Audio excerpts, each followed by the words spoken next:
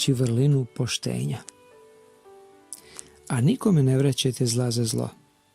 Promišljajte o tome što je dobro i pošteno pred svim ljudima.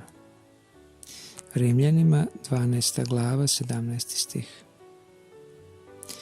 U svim poslovnim transakcijama hrišćanin će biti upravo onakav kakav bi po mišljenju svoje braće trebalo da bude. U načinu poslovanja on se uvek rukovodi načelima. Nikada se ne bavi spletkarenjem, stoga nema šta da krije, niti šta da ulepšava. On može da bude kritikovan i proveravan, ali njegovo nepokolebljivo poštenje uvek će da blista kao čisto zlato. On je pravi blagoslov za sve sa kojima održava bilo kakve veze, jer se u njegovu reč i u njega može imati puno poverenja. On nikada neće da iskoristi svoga bližnjeg. On je prijatelj i dobrotvor svakome i ljudi mogu da imaju puno poverenje u ono što on kaže. Istinski pošten čovjek nikada neće iskoristiti nečiju slabost ili nesposobnost da bi ostvario neki svoj cilj.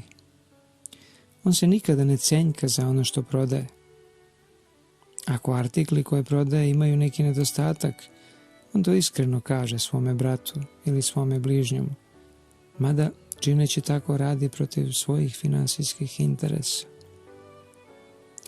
Načelo poštenja bi trebalo najstriktnije poštovati u svim pojedinostima života.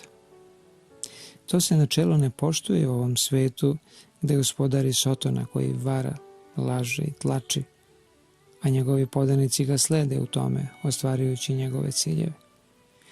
Hrišćani, međutim, služe drugačijem gospodaru i njihovi postupci moraju biti u Bogu učinjeni, ne obazirući se ni na kakav sebični dobitak. Odstupanje od savršenog poštenja u poslovnim odnosima može po nečijem mišljenju izgledati posve beznačajno, ali naš Spasitelj to ne smatra tako. Jedan čovjek možda nije prijatne spoljašnosti, on može biti siromah i oskudan u mnogo čemu, ali ako je poznat po nepokolebljivom poštenju i čestitosti, on će biti poštovan.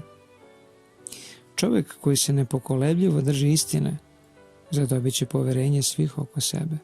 Verovat će mu ne samo njegova braća u veri, nego će i nevernici biti primorani da ga priznaju kao čovjeka koji zaslužuje čast i pohvalu.